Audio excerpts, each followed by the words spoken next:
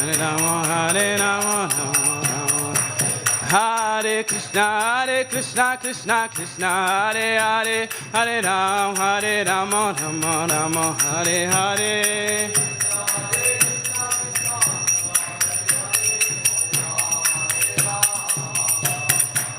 Hare Krishna, Krishna Krishna, Hare Hare, Hare Rama, Rama Rama, Hare Hare.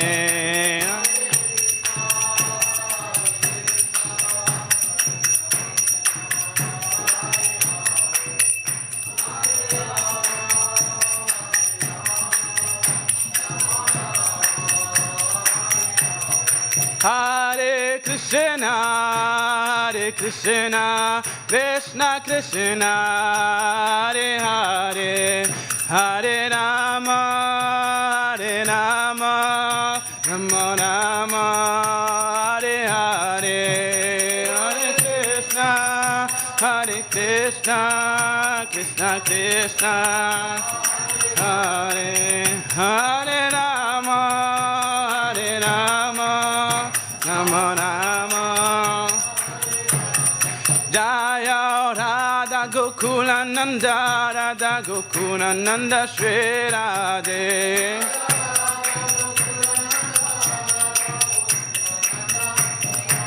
Jaya Sitaram Lakshman Hanuman, Jaya Sitaram Lakshman Hanuman.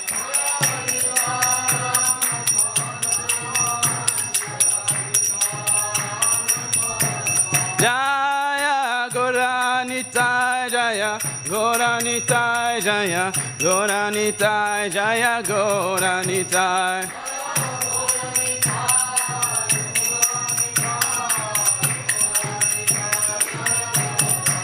Oh Jaya Jaya Prabhupada, Prabhupada, Prabhupada, Jaya Jaya Prabhupada.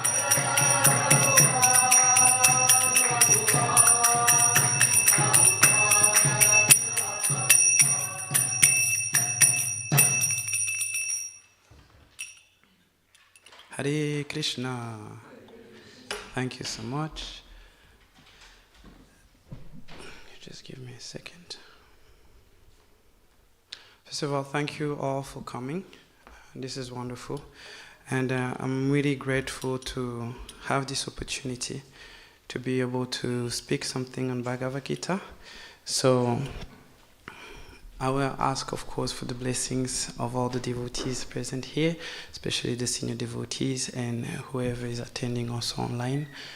And today we are reading Bhagavad Gita, chapter 8, Attaining the Supreme, and the verse is verse 24. So please, if you would like to repeat after me, Agni Hyoti Aha Shukla Sanmasa Uttarayanam Tatra Prayata Gachanti Brahma Brahma Vidojana Agni Hyoti Raha Shukla Sanmasa Uttarayanam Masa Uttarayanam Tatra Prayata Gachanti Brahma Brahma Vidojana. Would someone like to go for it?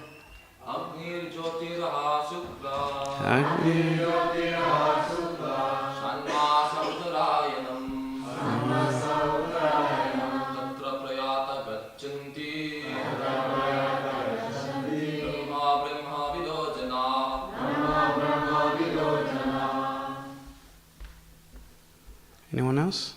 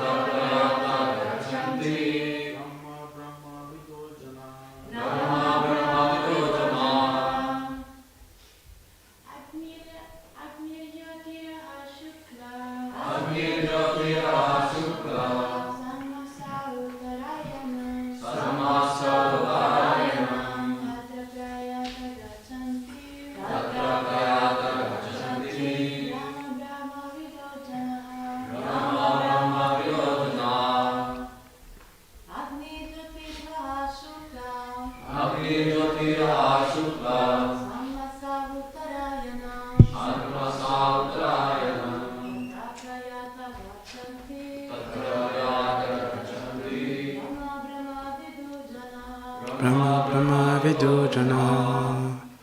Yes. Okay, now we read the word for word. Agni, fire. Jyoti, light. Aha, day.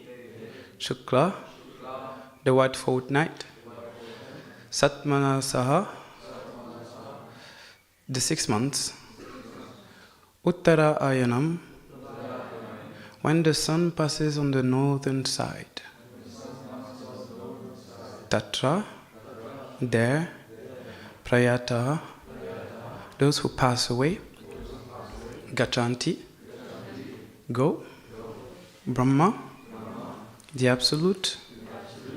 Brahmavidya, who know the absolute.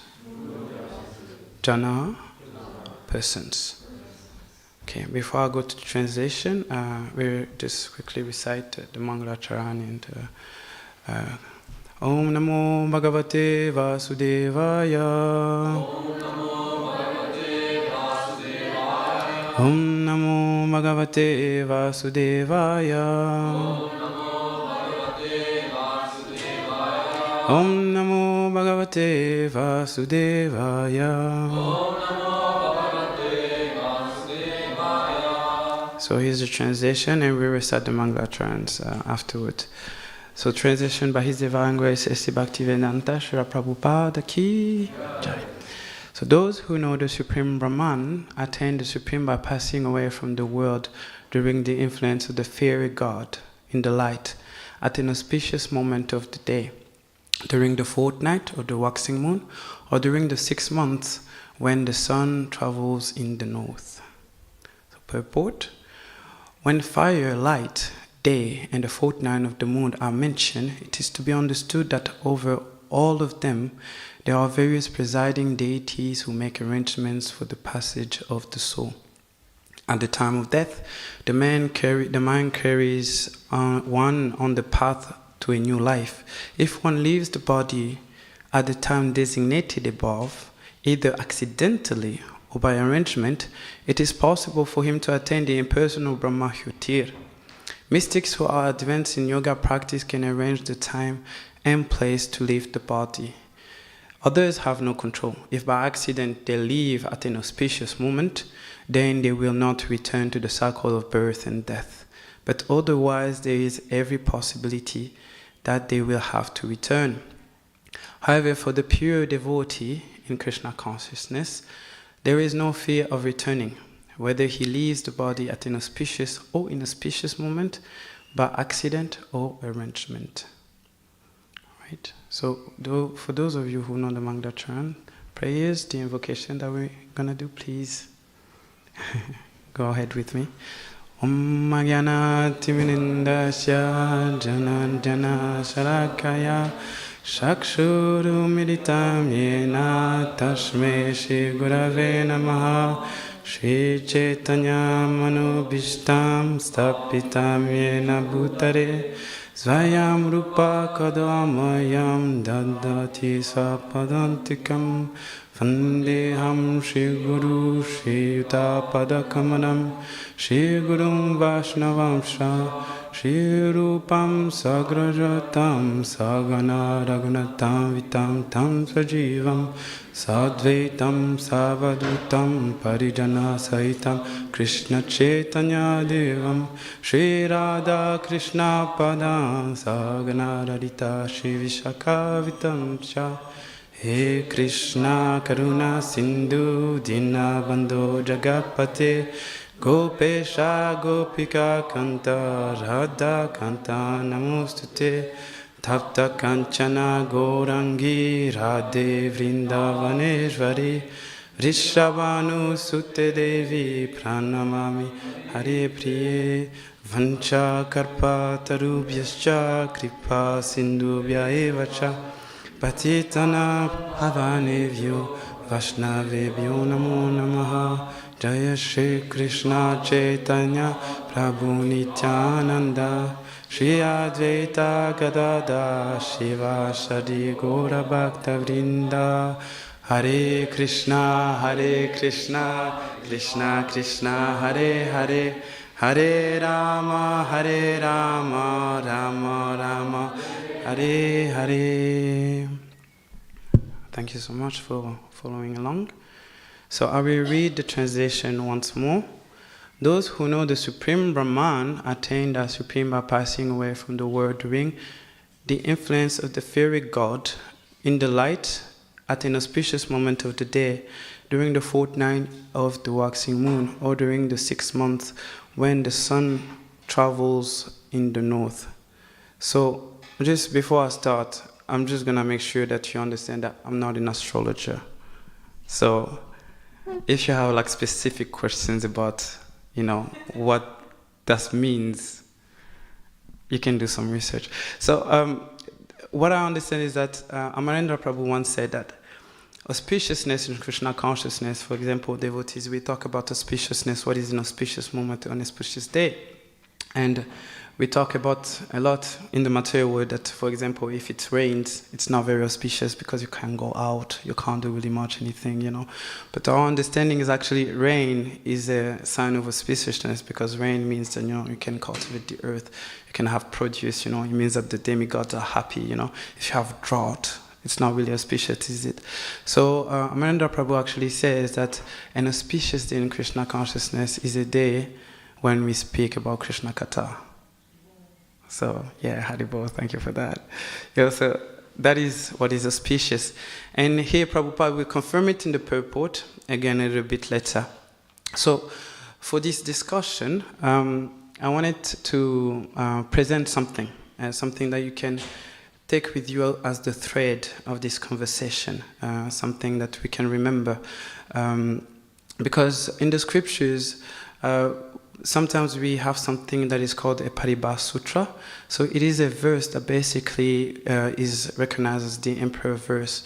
So by dint of that verse, we can understand a particular scripture, whether it's Bhagavad Gita or Srimad Bhagavatam. This verse is like the key to actually unlock the scripture.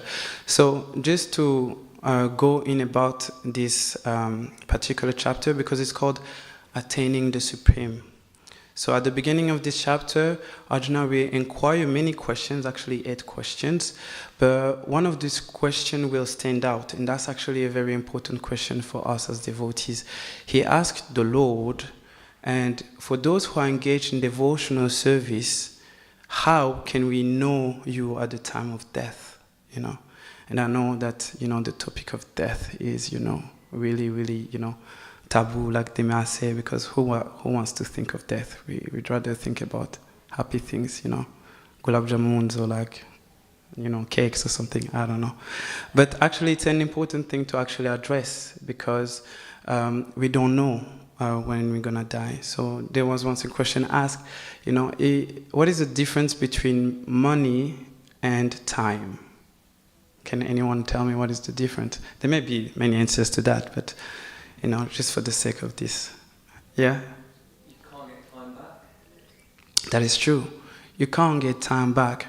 But another thing is that money, you know exactly how much money you may have. I mean, in your bank account, or in your pocket. How much money do you have, Jesse, on you right now? Nothing. He has nothing. I know that for sure. He doesn't have anything. Anyway, so the difference is you may know how much money you have, but you never know how much time you have.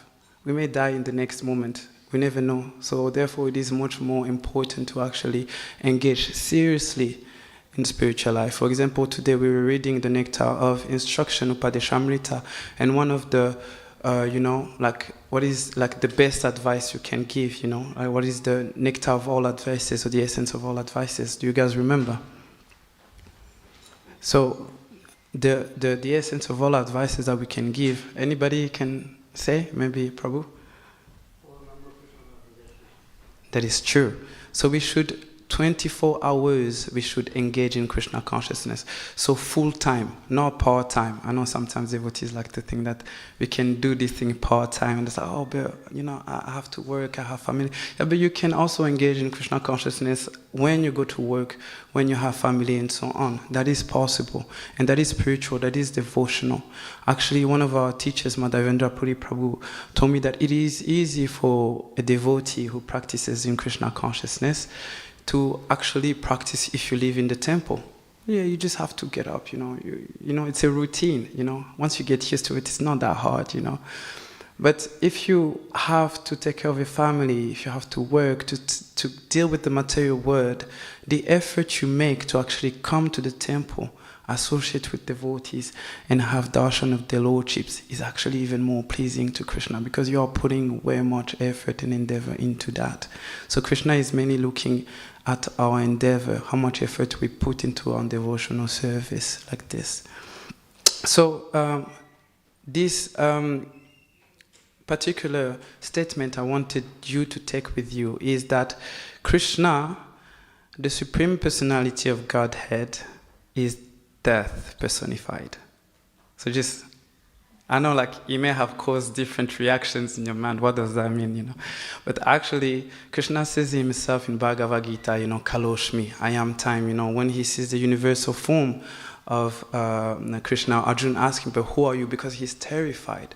His horrific form, that has so many mouths, so many teeth, destroying everything. He says, who are you? And Krishna responds, I am time, the destroyer of worlds, and I have come here to destroy everything except for you, the Pandavas.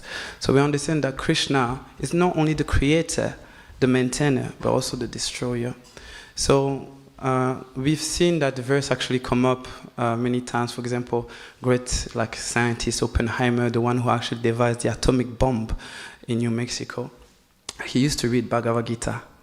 I guess, I don't know if he really understood it, but he used to read Bhagavad Gita.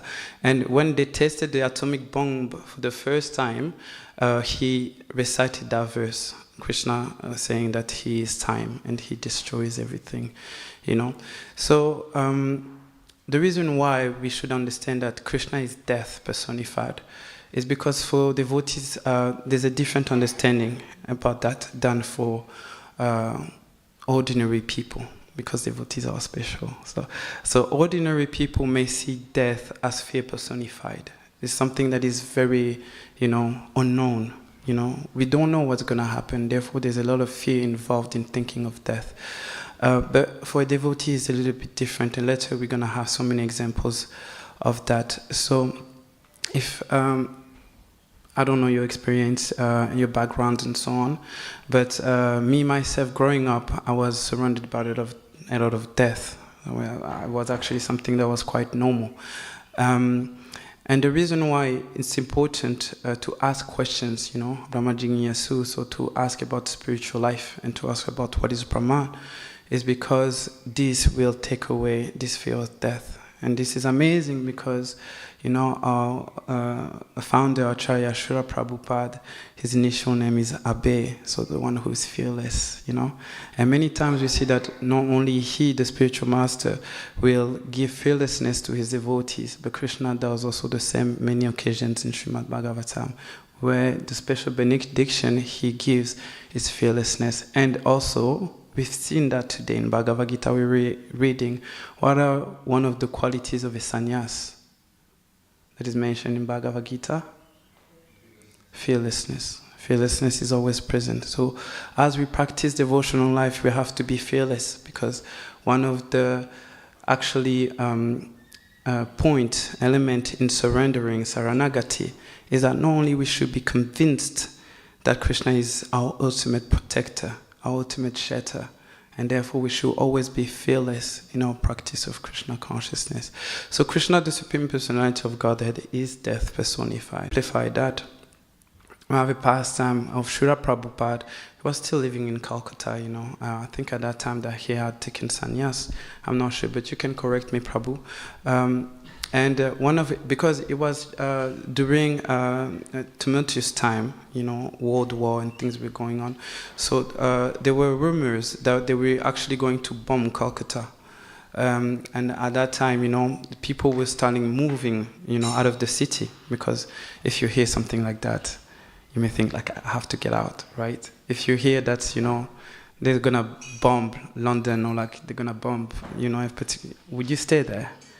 Probably not, yeah? So we see that in the word we have many wars. Shishira da Gokurananda ki jai, Shisitaram Rashman Hanuman ki jai, Goranita ki jai. So we have many wars, and many people are actually constantly suffering. And this is something that will come up whenever we have this discussion, because it's always important to understand actually the state of the world and how fortunate we are to be here at the Bhaktivedanta Manor.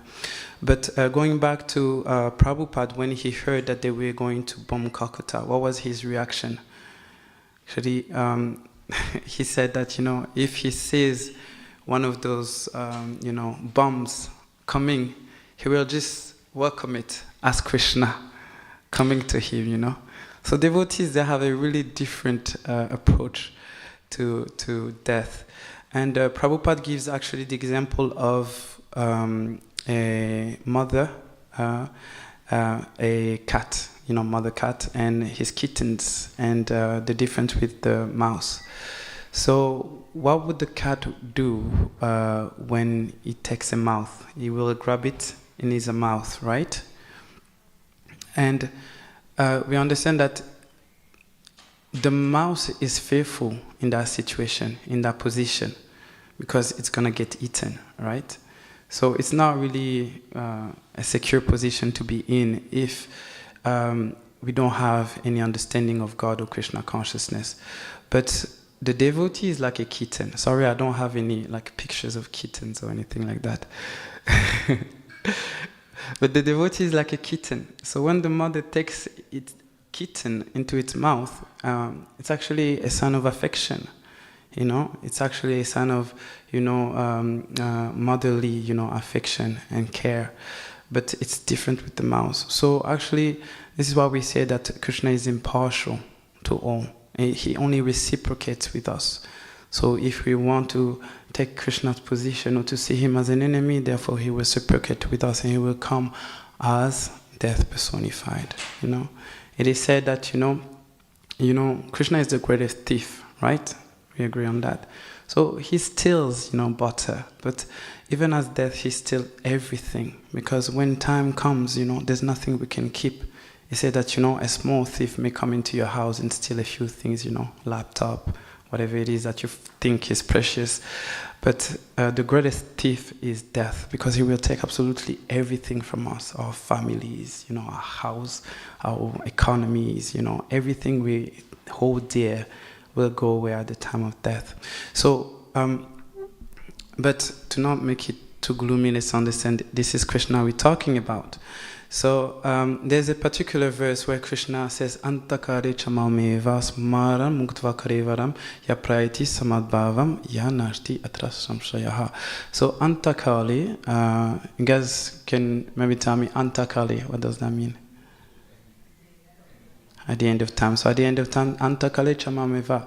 So whoever remembers Krishna at the end of his life and quits his body remembering me alone, Shmaran Mutva Karevaram, at once attain my nature, Yaprayati Samadbhavam. So we can attain Krishna's nature. So this is the answer that Krishna gives to Arjuna. So by thinking of Krishna at the end of life, we attain the same nature as Krishna. And what is that nature? Satchit Ananda Vigraha. So that nature that is completely transcendental, Sat, eternal, Chit, full of consciousness, full of knowledge, and Ananda, full of bliss. Amazing, isn't it? That Ananda, especially the Ananda side of it, full of bliss. There's no more suffering, We actually attain that pure nature. So one of the questions of Arjuna was, so how can we attain Krishna at the time of death? And if you have any questions anytime, you can ask. But he also asked so many other questions. And one of those questions is, what is Brahman? So in this verse, Krishna says, those who know the Supreme Brahman attain the supreme by passing away from the world during the influence of the fiery god in the light at an auspicious moment of the day. So, what is the supreme Brahman? Krishna talks about it a lot about it in Bhagavad Gita. So, that supreme Brahman, maybe you guys can tell me if you have a few answers or ideas. What is Brahman? Well, if you look on 10th chapter, Mm-hmm. 13, Mm-hmm. Pavritam paramam bhavam purusham sasvatam yivam ajami bhum. Yes. Yes. So yeah, this interesting verse because Arjuna will tell Krishna that he's Param Brahman, he's the Param Brahman, Param Bhavam, he's the purest. Param Brahman meaning that we are also Brahman. Prabhupada writes. We also are spiritual. Brahman means we are spiritual. So, but Krishna is Param Brahman. He's the supreme entity. He's the supreme. And Arjuna recognizes him as such. And again, in that verse, it's a great lesson for devotees on how we should accept, whatever Krishna says in Bhagavad Gita. At that point, it's a turning point because Arjuna shows us that after receiving that knowledge, he accepts it from Krishna as such, as it is. So Brahman is the effulgence of the Lord. We can say, is the supreme light that comes out of the body of the Lord. So here, in that particular verse, when we say that by passing away from the influence of the fiery god in the light at an auspicious moment of the day. So we understand that also the light we receive from the sun, that sun, what do we often refer to when we talk about the sun, as in connection to Krishna? Yes, it's the eyes of the Lord. You see? That basically, that Brahman, because this word actually is a word of darkness, ignorance, The light that we receive actually is the light coming from Brahman, So that light that we receive, that is coming from the sun, and Prabhupada puts it in one of his purports, is actually that same Brahman, that source of all light, that effulgence of the Lord, So by passing away in light, one can actually attain that supreme Brahman. So passing away in light doesn't just mean that, because it's day, that means that, we attain the supreme Brahman. It also means that, passing away with knowledge, with an understanding of Brahman. And this is why it says in the verse that those who know that supreme Brahman, can attain that supreme Brahman. And this, of course, will lead us to one other verse of Bhagavad Gita, Yanti Deva Vrata Devam, Pitrin Deva Pitri Vataha.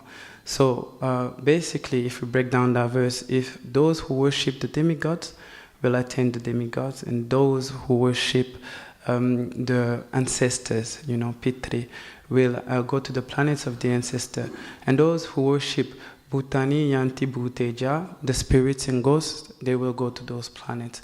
So like how many people will have those near-death experiences, Sometimes it's documented, you can look it up, that sometimes people say that I've seen the light, They say that, I've seen the light.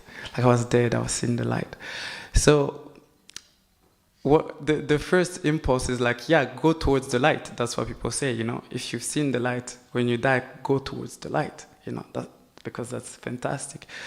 But actually, devotees, we say, don't go towards the light. Because for a devotee, merging with the Brahman is not the goal.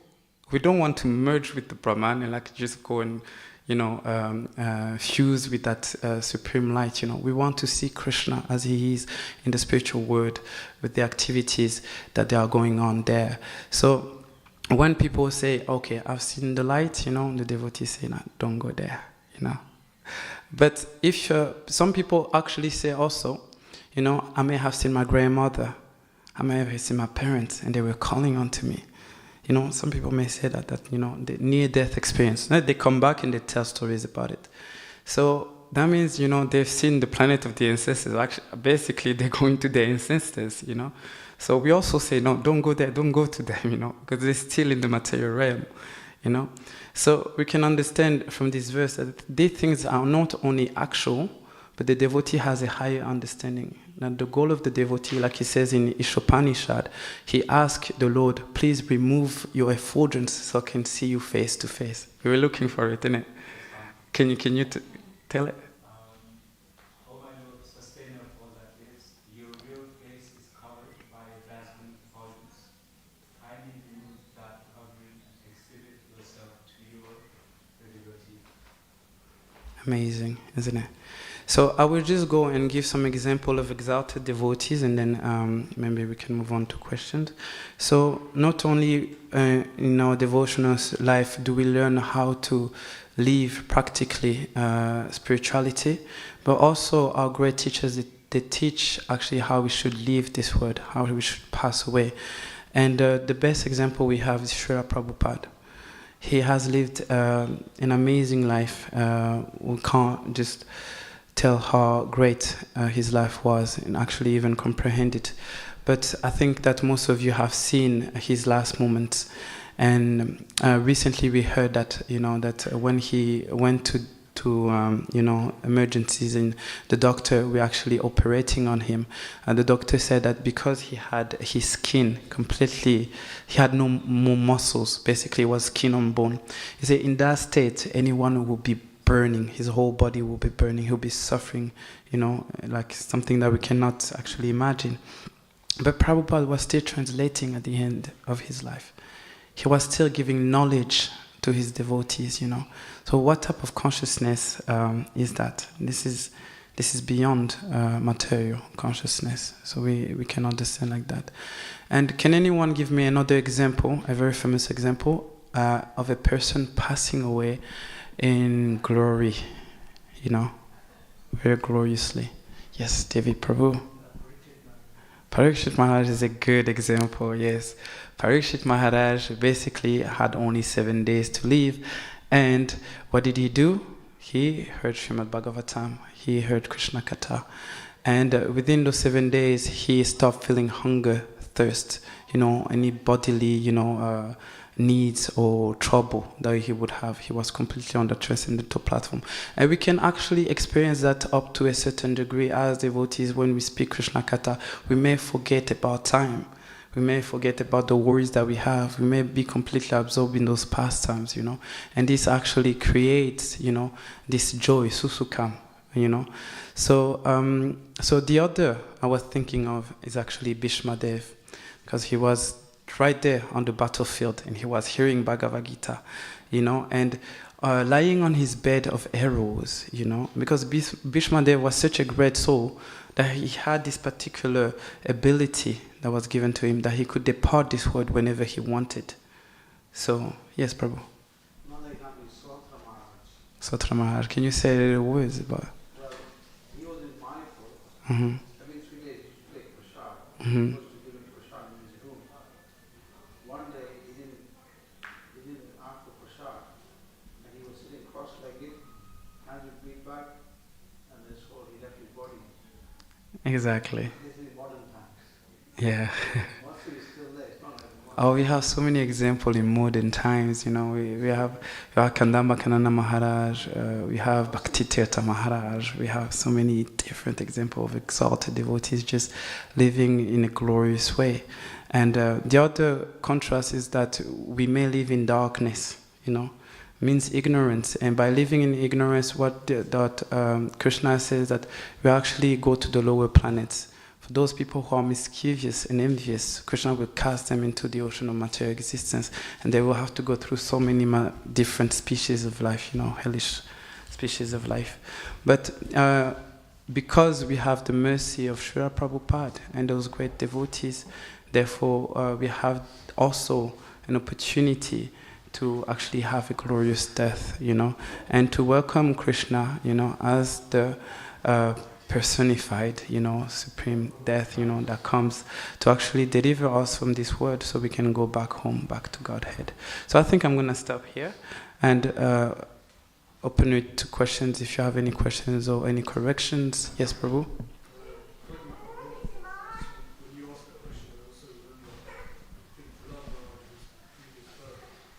Can you speak louder, please, Prabhu?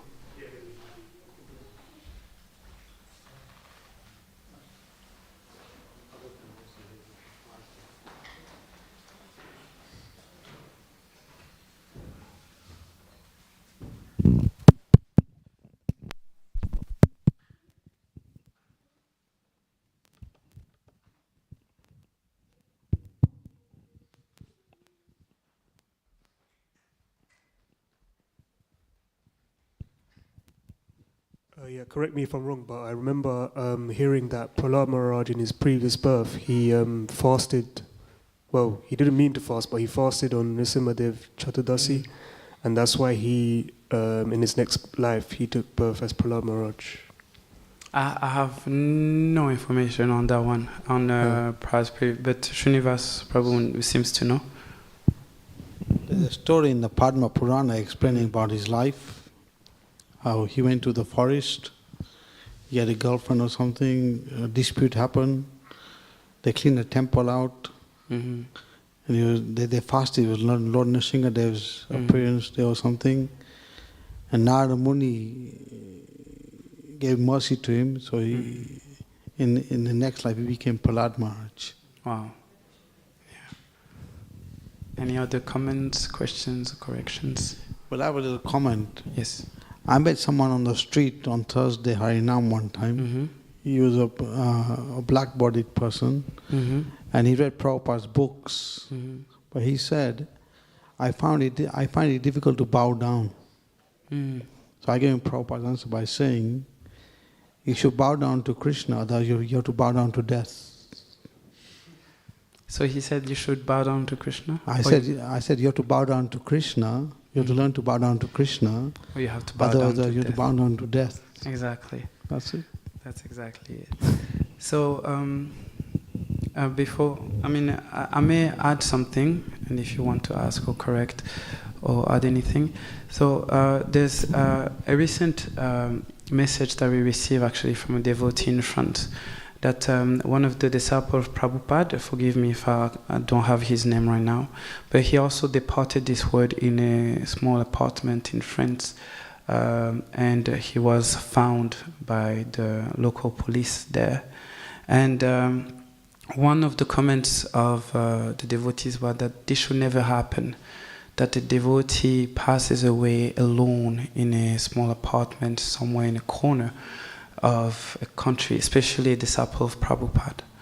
So what we should do is to always be mindful of when devotees are going through that period of time, that they should be in association with other devotees, they should be chanting of holy name, we should try to remember their contribution to the movement and what they have done.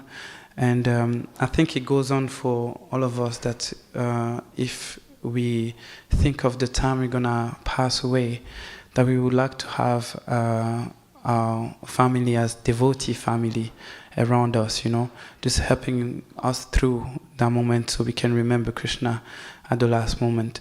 So it was just something I wanted to mention because I thought that it's something that should never happen, is to have a devotee passing away alone in the dark corner of the world.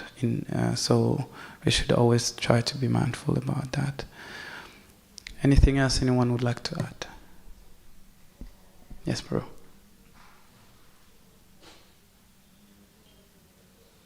Yes, thank you, Prabhu. So on this idea of death, especially if you're not necessarily close to that stage of life where it's more prominent in your life, you might think, oh yeah. Who says? Well, yeah. But generally speaking, Yeah. right? You might think, oh yeah, actually, I'm not so afraid of death. Maybe I'm ready for it, because, and then you hear that when the time actually comes, then it changes a lot. The mindset changes, and So how can we actually have that mindset now, in a sense where we don't, kind of think that we're ready for it, and that we're kind of assuming or speculating how it will be, and we're ready for it. Well, I think for me, like I said, is having this sense of urgency that every moment counts, and that and nobody is actually secure. I know that because we are in such a country that we don't experience direct war, or we don't see death around us. We may think, oh, well, I think I'm fine, we the manner, like this powerful country, England, who can defy it, right? But actually we don't know. And one way to be conscious about that, I think, is it's not that we have to go through that trauma and pain and everything, but our ability for compassion, to understand that, you know, other people are going through that, this empathy that you may have, for example, for whatever is going on in Israel, children who are dying, you know, all those bombings. I was just looking, you know, like just if you open the news here on Independent, so you say Russian death toll hits 50,000 amid grinder war Ukraine, and you have California storms and mudslides. You know, 112 people who die in Chile, 51 people who die in wildfires. Death toll in Gaza passes 25,000. You know, you have all these things going on. You know, it's around the world, it's around us, you know. We just have to pay attention to what's going on. This is why we are here, to actually go and preach, because the world is in such a state of suffering. And we have, how can we be compassionate and empathic if we don't know how much people are actually suffering, if we're too absorbed in our own comfort and happiness? One of the qualities of the devotee is that he feels for others. You know, he feels the suffering. Not that the devotee himself suffers, because the devotee himself is always connected, the pure devotee is always connected with Krishna, but still he feels compassion for others. So he feels their pain. So we should always be aware that, oh, these things are going on. And through that compassion, we should try to go out and distribute this Krishna consciousness. But that means that we have to get out of our own centeredness, you know, our own, you know, so-called, you know, comfort in Krishna consciousness. We can't be complacent. You know, I know that I always say that actually. One devotee asked me recently, you know, like, well, if I would rather stay at the manor, you know, after the Bhakti Shastri course. And I told them, no, this is way too open here. It's too nice. It's like you guys have like everything. It's like, you know, it's like, it's so nice, you know, you can just like, you don't agree with that. I'm not blaspheming the manor, just like, I'm sorry. Anyway, so yeah, like this. Anyone would like to add anything else? We still have 5 minutes. Mata?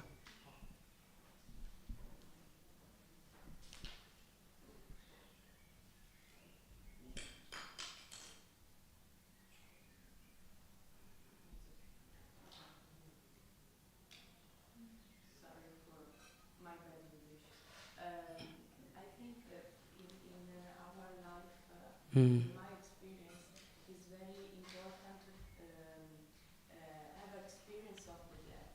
No? Maybe not because in our life is normal in a point of life detached to the parents, to the family. A lot of member of your family maybe died, no? But we are very, very lucky because we stay in a big community of devotee, and I think it's very important to go outside and make this experience near the death. Maybe not alone, but in a group of with a devotee. No, I don't know you. We understand me. Sorry, no, but is very important because for don't have fear to the death. No, and see. You mentioned before the good death. No, the person devotee have leave the body in a good mood, and the person don't leave the body in a good mood. Is very important to understand. Mm-hmm. No. Yes, I think that we know what we're gonna do for our next brahmachari trip. Near-death experience. No, I mean, I think Prabhupada said one thing is that actually there's 3 types of devotees in the way they can understand something. Is that the first devotee just by hearing, he will understand this is good, this is bad. I should not engage in this, or I should engage in this. This is the first type of devotee. The second type, which is, Prabhupada says, somewhat lower intelligence, will have to actually go through the experience. I will have to go through that suffering before I understand it. They have to experience it. Like, until they experience it, like, I don't believe you.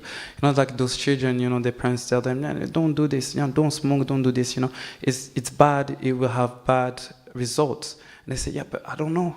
I need to know, I need to experience it. And they go through it. And then the third type is that it doesn't matter. Even after they experience it, they still continue doing the thing, even if it causes them suffering. So they're completely in ignorance, there's no intelligence there. So our understanding is that we should always try to have that first intelligence where, like, just by hearing, just by knowing that these things are going on in the world, not that we have to go and experience them ourselves, that we understand that, okay, like, this is what we need to do to improve things within the world.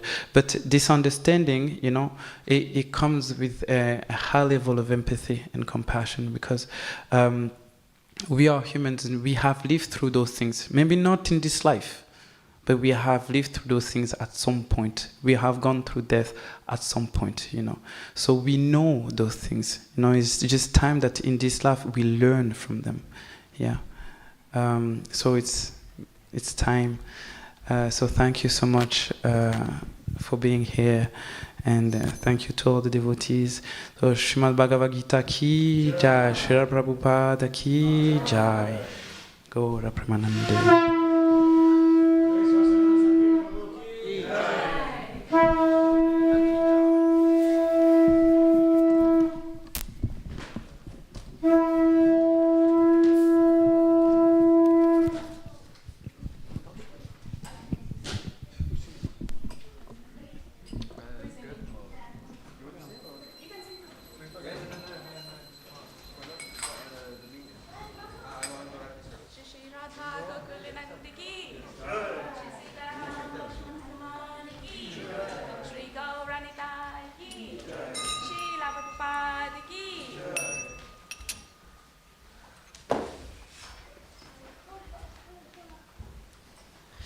Kiva Jaya Jaya Gora Chandir Arati Koshoba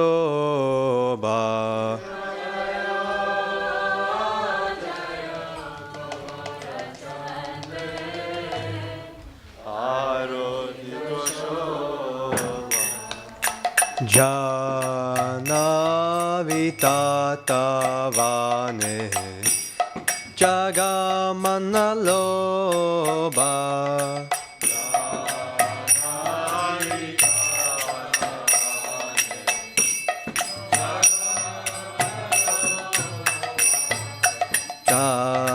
Takineni Tai Chan Pamegadadara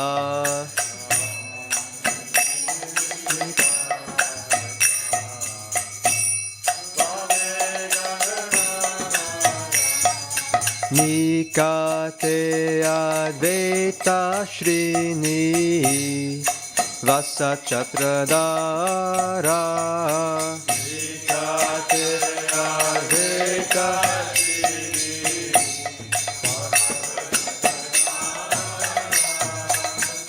Kosiyache Gorachan Ratna Simhasane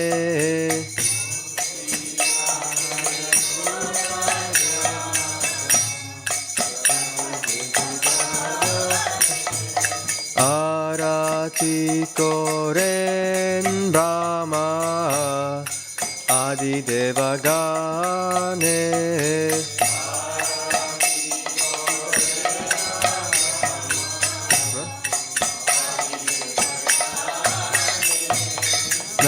Narahari Adi Kori Chamaradulaya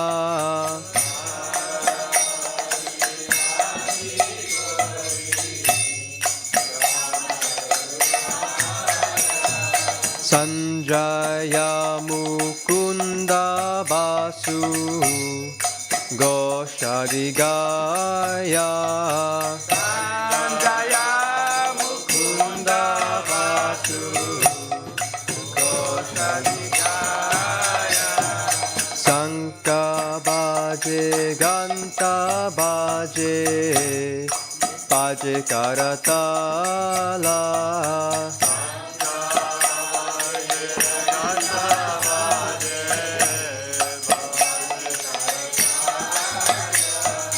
Madhura Mridanga Baje Paramarasala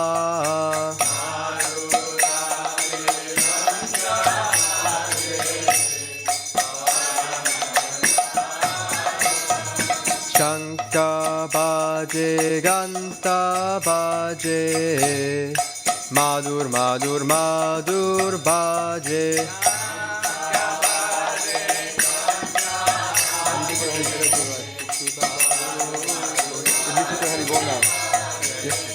Nitya Gora Hari Bol, Hari Bol, Hari Bol, Nitya Gora Hari Bol.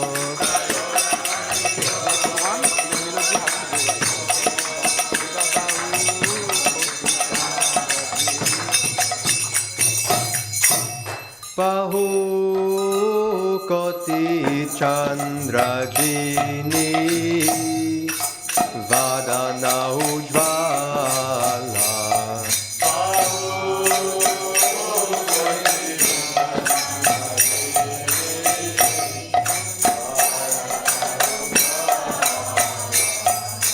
Gala Deshe Banamala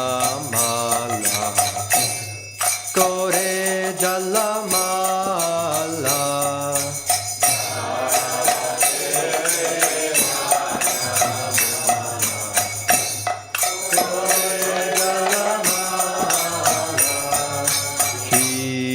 Shuka Narada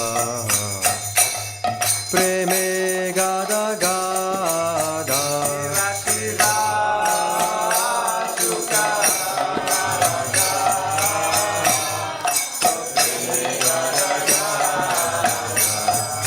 Bhakti Vinoda Deke Korara Sampada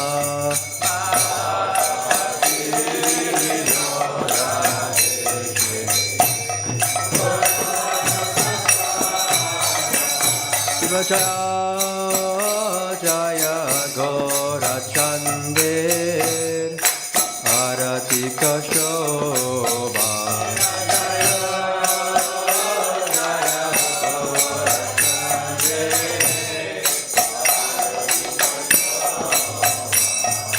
Jana Vitatavane Jagamanaloba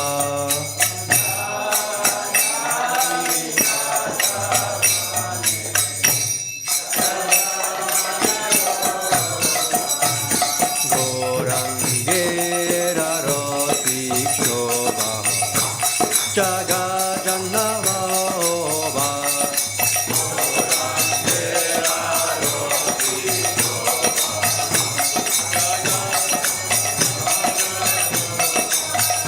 Gorangera Roti Shobha Jaga Jannamana Loba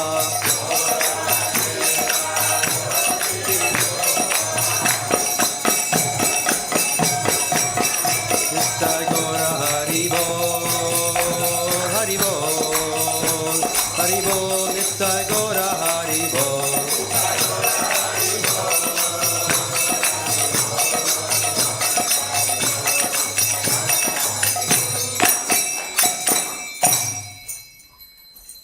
Nama Om Vishnu Padaya Krishna Prestaya Bhutale Srimate Bhaktivedanta Swami Iti Namine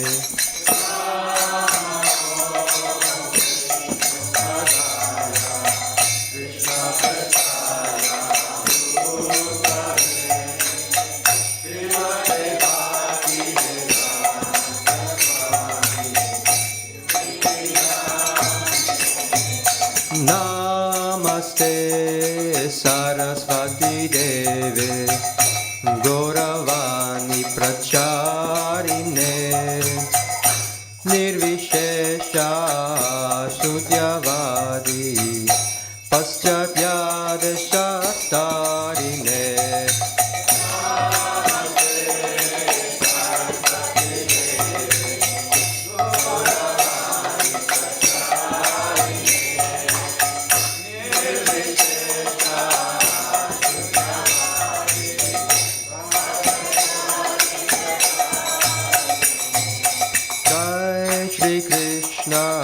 Chaitanya Prabhu Nityananda Shri Advaita Gadadhar Shrivasadi Gaura Bhaktivedanta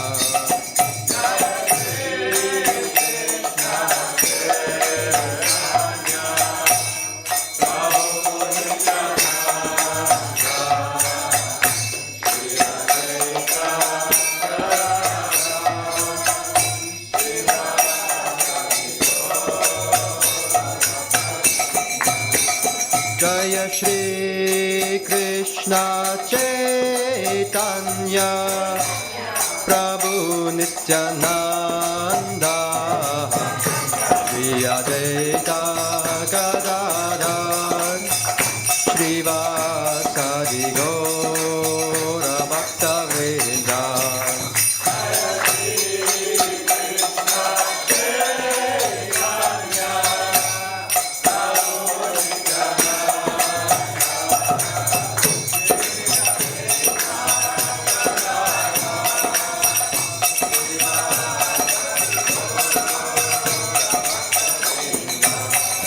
Jaya Shri Krishna Chaitanya Prabhu Nityananda Shri Advaita Gadadhar Shrivasadi Gaura Bhaktivedanta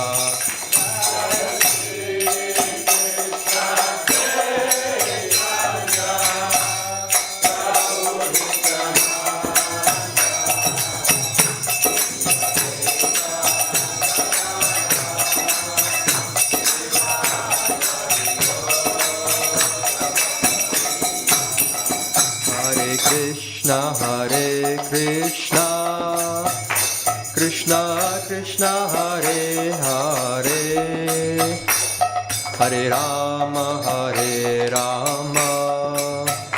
Rama Rama Hare Hare.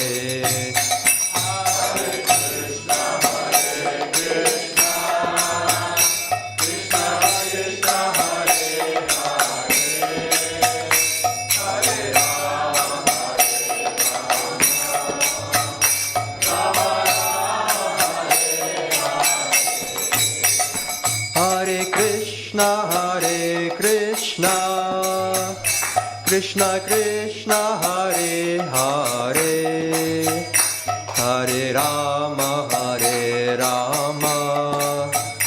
Rama Rama Hare Hare.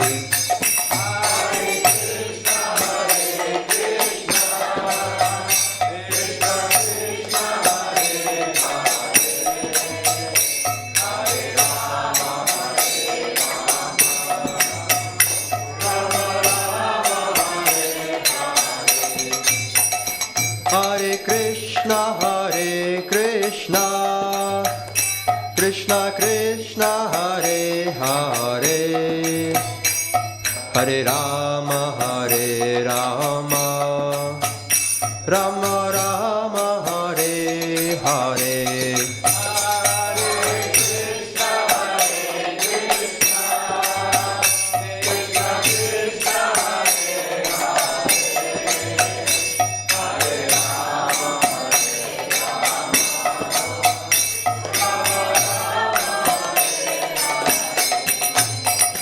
Hare Krishna, Krishna Krishna Hare